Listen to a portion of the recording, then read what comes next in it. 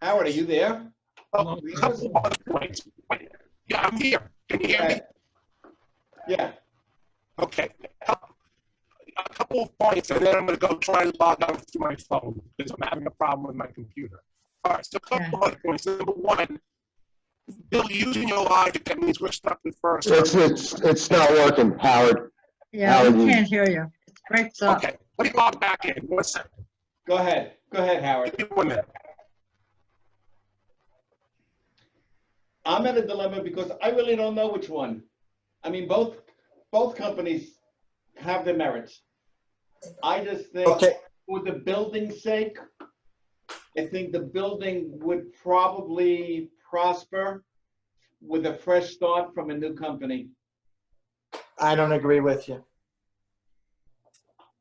Have we gone through the other buildings that we called other buildings? I did. What about Majestic Point? Majestic Point 500. Okay. Bottom line, have we checked with them? They have COVID-19 in their building. They're going through a second process of $90,000 expenditure to clean their building from top to bottom. And they have Castle. So, you know, where do you want to go? I mean, think about all these things. Can you blame We a have no- management company for a resident coming down with COVID? The building is responsible for cleaning.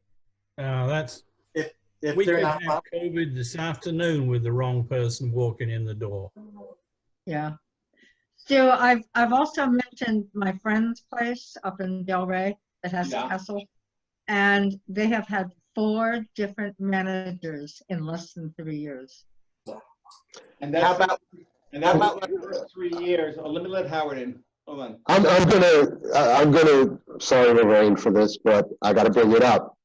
A few weeks ago, you introduced me to your daughter, who lives in Deerfield Beach or Hillsborough. And you and I were discussing You're in, Howard. management companies. And I happened to say Castle, and your daughter said that they have them and they just transitioned them. And they were absolutely excellent and seamless. You remember that? You were with a contractor that had them? No, No, I was with you and your daughter, your daughter. Oh, my daughter, yeah. and she said they were absolutely excellent. That's not the Deerfield one. That's Hillsborough Beach. Yeah, she was happy with it. But then I see the other side.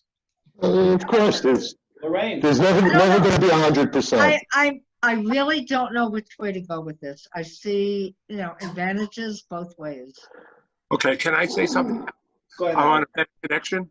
Go ahead, Okay, Howard. so a couple of different things. Bill, you know, you are correct. It is definitely going to cost us. It might cost us some money to keep some of our employees. However, agreed with Richard. I refuse to be beholden to a company for a couple of dollars. Listen, if I really thought the real issue at the end of the day is service, and I just truly don't. Until the last couple of months, I truly don't believe First Service has provided us with the level of service that I think I expect.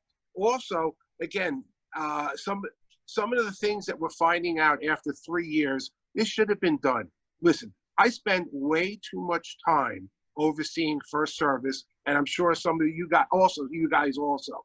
I am honestly, I'm tired of it. I work for a living. This is not acceptable. I think there's a culture of indifference to their clients. It's not about the money per se. It's just a culture. I think that when they made a private presentation to us the week before they made the public presentation, we made it very clear what the issues were. And yet, when they made the public presentation, they made the same talking points. They didn't even hear They didn't what we were address talking one of about. those things.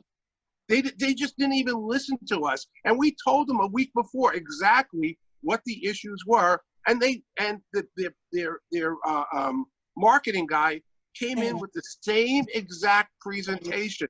And I have to tell you, 3/4 of that stuff, it wasn't First Service who did it. Yes, it was the staff that did it, that was involved. It was the board. It was it's all the changes that we have implemented. I don't see listen, We are now a $5 million company when you take assessments and maintenance together, okay? When I appreciate what First Service has done. They have taken us from self-managed to a certain level.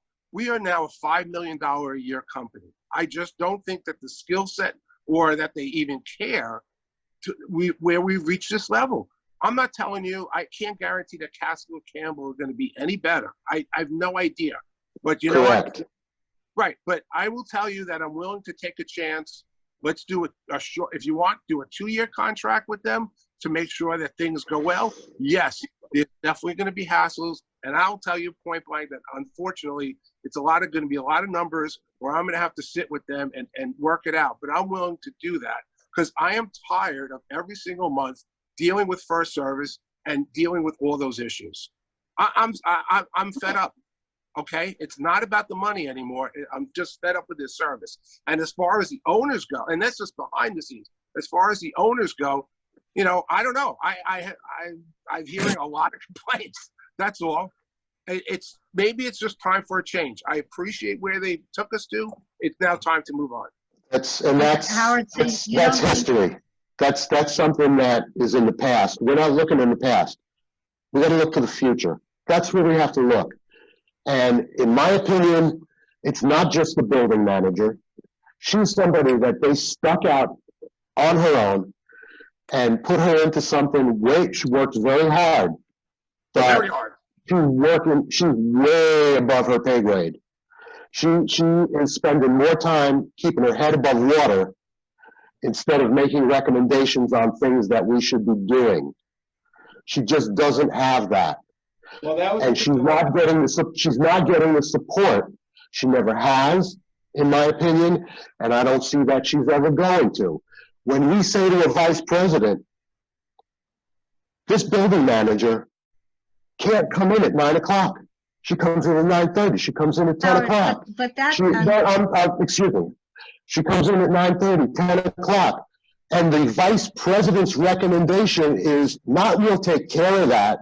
It's, well, maybe we should change her work hours from 10 to 7. Come on.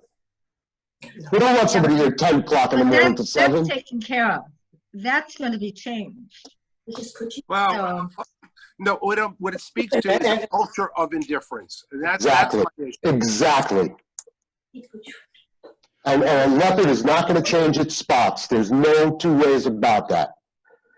When we were going into the assessment process and we asked them, hey, you're our partner, First Service. We want you to reduce or eliminate the $3 per unit that you charge for processing the assessment. They said, oh, sure, we're your partner. We'll do that. And here's how we're going to do it. We'll do that for you, and you give us a 1-year extension on the contract with a 4% increase. Wow. Isn't that wonderful? I don't know if you recall that last summer. No, I remember that. I do remember that. Yeah. And one of the things that I like going forward is the fact that Castle is a management supported. The manager doesn't do half the things that Tony had to do. That's all done in the back room by the office. The manager there goes out on the floor. She meets with the owner. She goes by the pool area. Whoever the manager is very building oriented, while First Service still puts a load on the manager's shoulders about handling all the paperwork.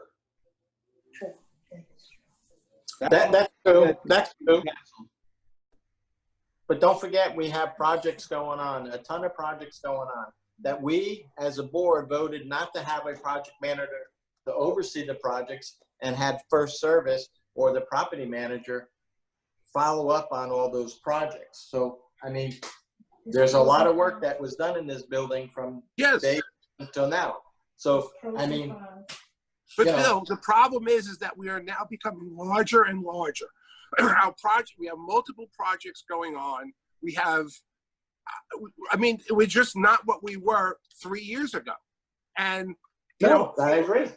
and all I'm saying is that the skill set required for because we are larger, because it's much more complex, because we have many more projects, it just does not fit for obviously the current property manager. Right? And also because I just don't think from an institutional level that Fonnie is receiving the support from Randy or Turner or everyone from First Service.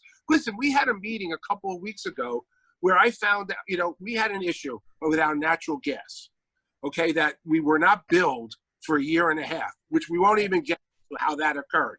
But, so then we were erroneously charged by the gas company based on estimates. And here I am sitting and negotiating with the gas company to cut the bill when in fact First Service had a person that specializes in this.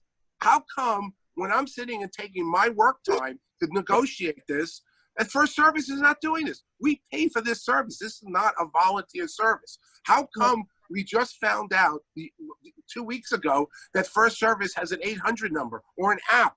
Wait. 3 years ago, it would have been nice. Howard, First Service has a guy who handles the gas problem. We didn't know Right. that either. We didn't know that either.